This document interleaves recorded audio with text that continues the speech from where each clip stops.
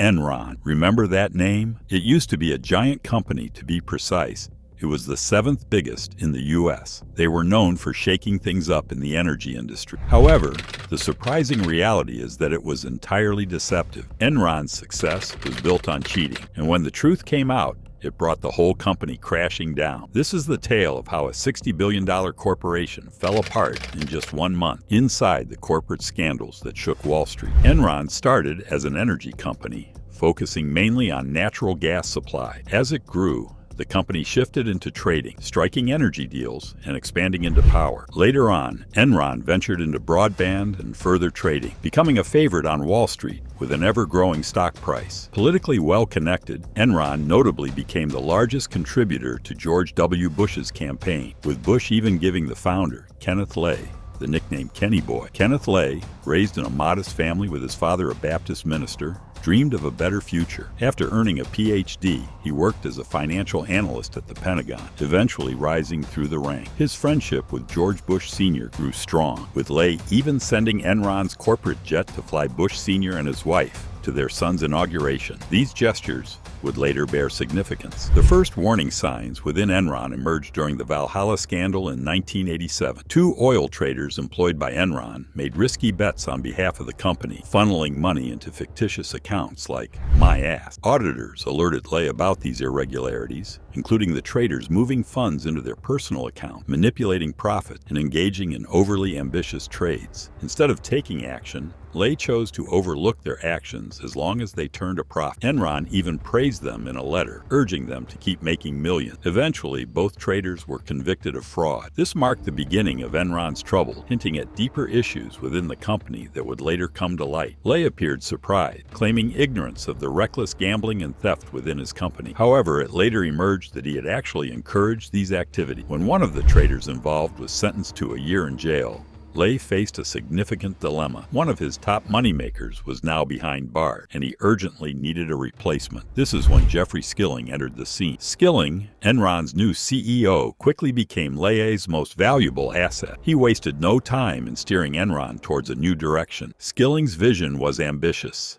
He aimed to transform Enron from a mere gas supplier into a thriving marketplace for natural gas stock. He also introduced a controversial accounting method known as mark-to-market, which allowed Enron to record anticipated profits immediately upon signing a deal, regardless of when the actual money would come in. This approach inflated Enron's paper value, making it appear more profitable than it actually was. The Securities and Exchange Commission approved this method for Enron, and internally, it was celebrated as the key to immense wealth. Skilling, known for his Darwinian philosophy of survival of the fittest, sought to harness greed and competition within his workforce. He implemented a rigorous performance ranking system where employees were graded from 1 to 5, with those at the bottom risking termination. This fierce competition fueled long work hours and ruthless money-making effort. Skilling himself was a risk-taker, often engaging in daring adventures with fellow executives, such as dangerous dirt biking excursions where accidents were not uncommon. He admired those who exhibited a daring edge, like the executive known as Lao P,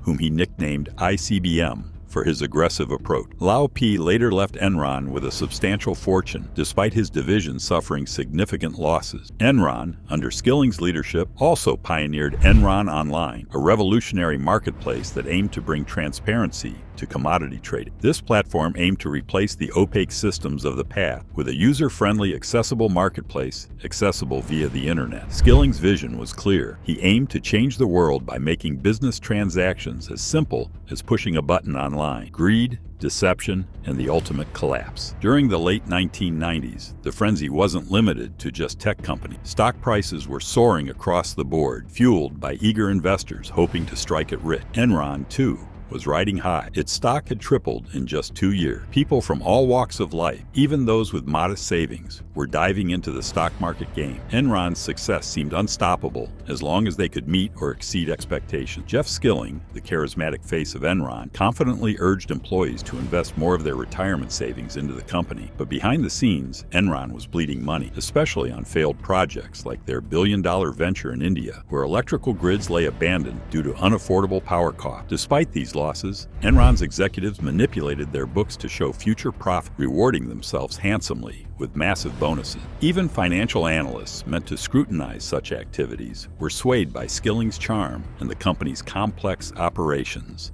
Those who questioned the legitimacy were silenced or fired. Enron's ventures became increasingly bizarre, from failed streaming deals with Blockbuster to trading futures on the weather, betting on sunshine and rain. These risky maneuvers earned Enron a place on Fortune's list of innovative companies. But one journalist, Bethany McLean, saw through the facade. Her probing questions eventually unraveled Enron's deceitful practices. Behind the scenes, Enron's CFO, Andy Fastow, orchestrated elaborate schemes to hide losses and inflate profits. He even created a fake company, LJM, to buy Enron's troubled assets and made millions while deceiving banks into investing in his fraudulent schemes. A lot of people today think of Enron as a gigantic fraud, but it really wasn't. Much of what they did, including these partnerships that the CFO ran, were actually technically legal. The accountants had signed off on them, the lawyers had signed off on them. It was a very difficult case to prosecute.